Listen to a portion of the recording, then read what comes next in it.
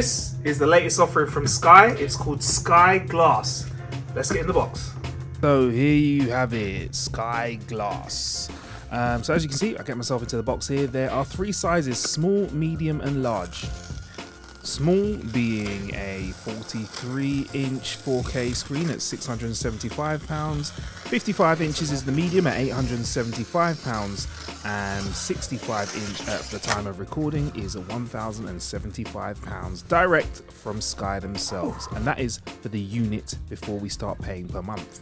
But before we get into that service, let's just clarify, for the small model, you can actually pay £13 per month over 4 years for the unit, which actually works out cheaper than buying it for £649. It actually makes it £634, and that is, I guess, a way of Sky encouraging you to get your hands on it.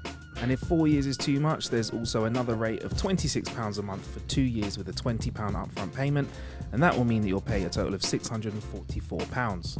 That is just for the unit itself. Remember, you also need to subscribe for Sky, which will cost about £26 a month, which means the cheapest Sky Glass is actually £39 a month at the time of recording this video. That is the true cost of having Sky Glass in your house. At least is going to cost you £39 a month.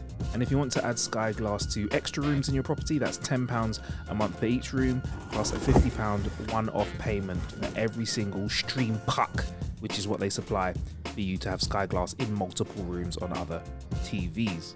We will talk more about the service of Sky Glass and what it's actually like viewing it in just a moment, but we just wanted to talk you through the actual process of putting it together. Sky have made this a very, very simple process for us with very clear named boxes saying this goes here, this plugs in here, this plugs in there. And also, as you can see, we've got this very interesting magnetic strip which goes along the bottom of the TV, which matches the green or whatever color you have of your television, which we slapped on there. I had a lot of fun popping it on and making sure it was extra straight.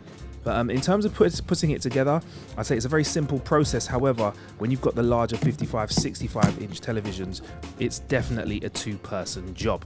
So once you get it all out of the box and set up and get the little tab out of the remote, you hit that on button and you are greeted by a very nice grand Sky Glass splash screen, and then you were sent through a number of options where you choose to either connect to your Sky internet if you have it, which is obviously the easy option, or you connect to your own Wi-Fi connection in your house, or there is actually an option for Ethernet connection as well if you want to plug in your Sky Glass.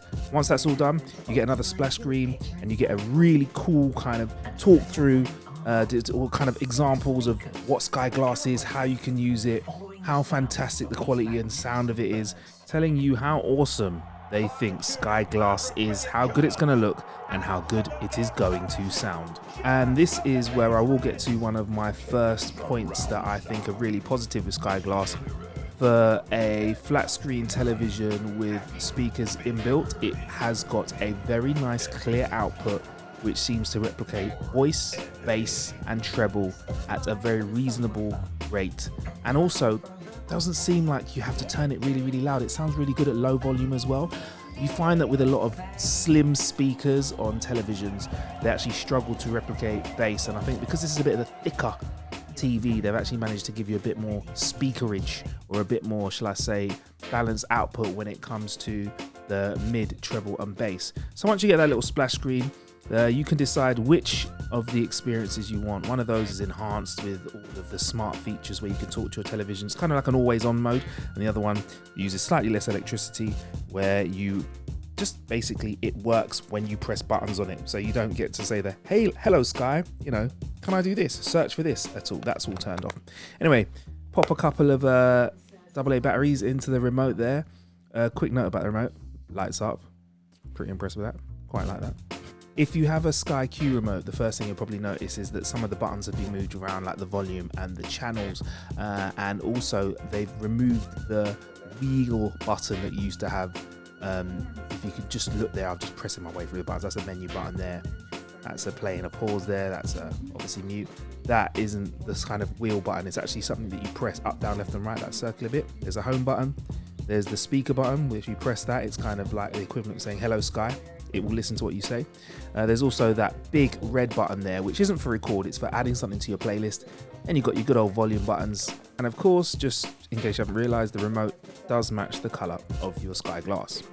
The regular television viewing experience is very similar to Sky Q. You can pause, play, rewind, start certain shows or movies from the beginning again, and is very intuitive. If you've used any kind of digital television service, you'll be able to navigate this within a few moments. It's very logical. The next feature that I really like in Sky Glass is that red button that you press. If you press that button when you've selected a show or search for a specific show, you can add it to your playlist, and your playlist can consist of shows from Sky's catalogue, Netflix, Amazon Prime and Disney Plus. That is so cool because we have a sport for choice across all of these services, but to have one place that you can access all of your shows is something that I have found really useful. If you prefer a more conventional search method, you can always select traditional search, and when you look for something, it actually searches across all of the streaming services. So here I am looking for Star Trek Picard, which is an Amazon Prime show. I'm searching for it in the main Sky search, and as you can see actors like Robert Picardo, Patrick Picard, but also Star Trek Picard. If I select that, there I am, ready to watch it direct from Prime Video. But of course, Sky Glass is a smart television, so you can also search doing this. Hello Sky. Star Trek Picard. And if you don't fancy doing it like that, you like the old school searches and interfaces from your streaming services, you just go to apps and inputs where you can select from Netflix, YouTube, iPlayer, Disney Plus, etc. And also choose from one of 3 HDMI inputs if you want to plug in your Xbox, PlayStation or any other HDMI device into your Sky Glass.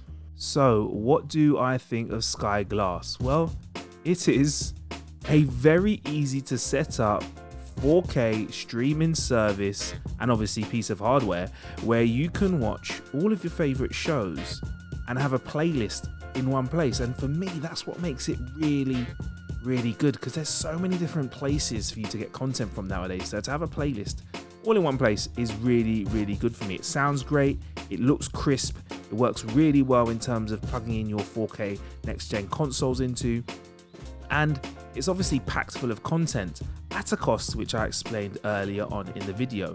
Have I got any gripes with Sky Glass? There is a small little glitch that I've seen with regards to when you rewind certain shows. It seems to skip the rewinding process and try and catch up with itself with a little fast forward buffer.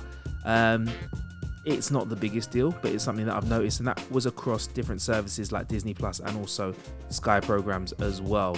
That's probably something that they can iron out in the future with a little bit of an upgrade here or there. But all in all, I think Sky Glass is something that is a great way for you to access 4K content, especially if you do not live in an area that can support Sky at the moment. Because in the UK especially, there are certain areas which just don't support Sky. But if you have high-speed internet, Sky Glass means that you now can access Sky Television and of course all the other features that I've shown you today. Any other questions, feel free to drop us a line in the comments and we'll get back to you with answers to any questions that we can. If they're pricing related, please do remember that all prices are set at the time of recording, and those things can change, especially when it comes to service plans as well. But this has been How to Kill an Hour. I've been Marcus Brunzi. Thank you very much for checking this video out. Cheers.